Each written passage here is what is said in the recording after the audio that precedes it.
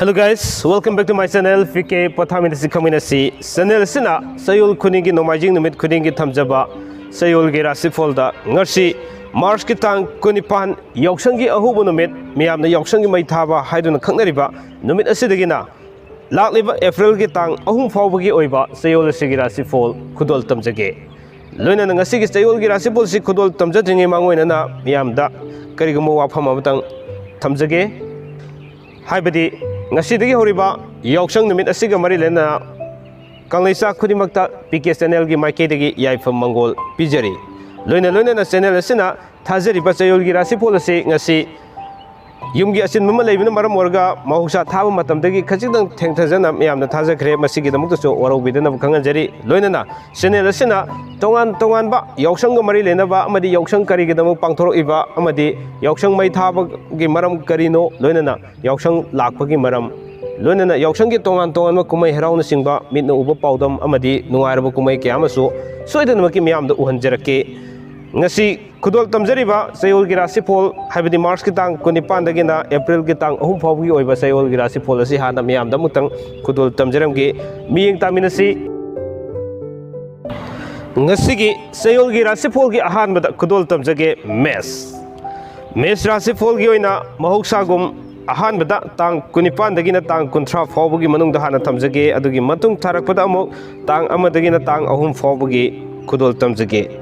Howzik mes Rashifall gi oina tang 19 dagina tang 30 fawbagi manungda au ba mi khananingba ningba thungdaba sawningba matam oigani section bio thabakta sarak sahing tawgani wanoma sakri thangani aduga tang amadagina tang ahum fawbagi manungda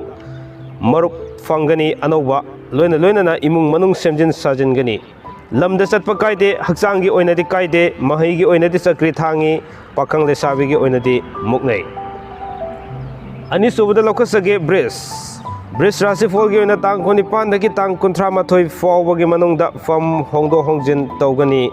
anoba paw tagani wakhal nungaigani karbar da sel tongani lamda satpa akai belaite kanaba khara fangani aduga tang amadagi na tang ahum fawbagi manungda laikai gi thabak thorom da sel satkani matam aremada mangani imung manung wakhal tinaroi haksangi oinadi kaide mahigi oinadi khangningba khangbu yoroi aduga pakhang lesabi gi oinadi haina singnagani ahum subada lokasage mithun Rashifall gi oina tang 19 dagina tang 30 fawbagi manungda anoba nungaiba paw tagani wanoma mai pakani mina sangani fam hongani karbar saukhatli tang amadagina tang ahum fawbagi manungda lamda satpa kaide mingonda leikiba sel fangani lamtu yengba satkani haksangidi kok nungairoi aduga mahai gi oinadi mayai oina tawgani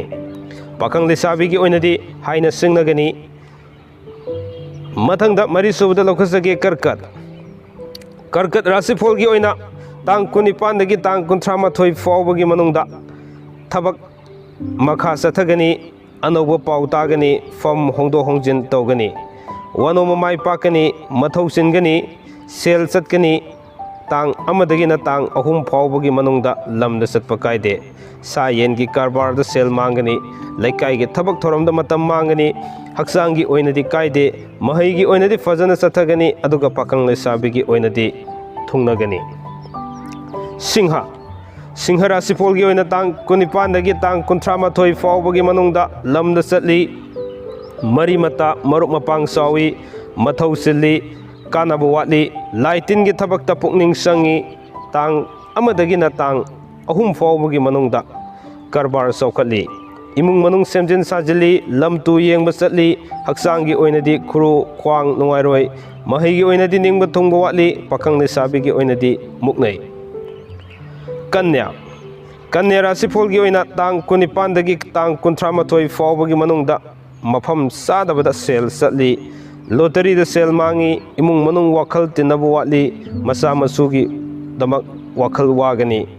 tang amadagina tang ahum fawbagi manungda lamda satpa kaide sana konabagi thabakta mingsat fangi sel fangi imung manung semjin sajili mathau singani anoba paw chukhar tagani haksangi oinadi sagan nagani mahai gi oinadi ningma thungde pakhang lesabi gi oinadi haina singnai तुला राशिफल की ओइना तांग कुनिपानदगिना तांग कुंथ्रामाथोय फावबगी मनुंगदा अनौबा पाउ तागनी वखल नुंगाइगनी मीना सानबीगनी मरी मता चाउथोकनी तांग अमदगिना तांग अहुम फावबगी मनुंगदा सायेनगी कारबारदा cell मांगी lottery यावबो cell मांगी फम होंगी देव कर्मदा मथौ सिल्ली हक्सांगी ओइनदी मित नुंगाइते महैगी ओइनदी फजना सथगनी अदुगा पाखंग लेसाबीगी ओइनदी पाउ फावदोकनै वृश्चिक राशिफल की ओइना तांग कुनिपानदगी तांग कुंथ्रामाथोय फावबगी मनुंगदा युमदा मरी मता मरुप थुंगलगनी सक्सा हिजानगनी अनौबा पाउ तागनी लमदा चटपा कायदे मथौ चिनगनी लैकायगी थबक्ता सेल पुथोकनी तांग अमदगिना तांग अहुम फावबगी मनुंगदा लमदा चटपा कायदे पुंगिसै तौबा मिंचत फंगनी साना खोनबगी थबक्ता मिंचत फंगी हक्सांगी ओइनदी मित नुंगाइरोय अदुगा महैगी ओइनदी निंगबा थुंगदे पाखंग लेसाबीगी ओइनदी मुक्नै धनु राशिफल की ओइना तांग कुनिपानदगी तांग कुंथ्रामाथोय फावबगी मनुंगदा अनौबा नुंगाइबा पाउ तागनी फम होंगनी वनोमा माइ पाकनी लमतु येंगबा चटकनी पोचै लेपसिनगनी तांग अमदगिना तांग अहुम फावबगी मनुंगदा लीला ड्रामा थवाई यावगनी सा सनगी कारबारदा सेल मांगी लौ सिंगुबगी थबक्ता पुकनिंग नुंगाइगनी लमदा चटपा पांगदे हक्सांगी ओइनदी ख्वांग नुंगाइरोय महैगी ओइनदी फजना चटली अदुगा पाखंग लेसाबीगी ओइनदी थुंगनगनी मकर राशिफल की ओइना तांग कुनिपानदगी तांग कुंथ्रामाथोय फावबगी मनुंगदा थबक्का निंगबगा मानरोय वनोमा सक्री थांगनी कानदबा मफमदा सेल चटकनी पामदबा मरुपता सेल पुथोकनी अदुगा फम होंगनी तांग अमदगिना तांग अहुम फावबगी मनुंगदा इमुंग मनुंग वखल खेनबा लाकनी सेक्शन बियु कारबार तौबा सेल चुमांगनी ईश्वर की थबक थरमदा पुकनिंग खरा संगनी लमदा चटपा पांगदे हक्सांगी ओइनदी खरा नुंगाइदबा लेगनी महै खरा तपकनी अदुगा पाखंग लेसाबीगी ओइनदी मुक्नै कुंभ राशिफल की ओइना तांग कुनिपानदगिना तांग कुंथ्रामाथोय फावबगी मनुंगदा अनौबा नुंगाइबा पाउ तागनी मीगी मरी मता उपाय तौगनी पोचै लेपसिनगनी वनोमा माइ पाकनी थबक्की सथबा मखा चथबा नबगीदमक पाउ तागनी तांग अमदगिना तांग अहुम फावबगी मनुंगदा लमदा चटपा कायदे देव कर्मगी थबक्ता मथौ चिनगनी साना खोनबगी थबक्ता मिंचत फंगनी हक्सांगी ओइनदी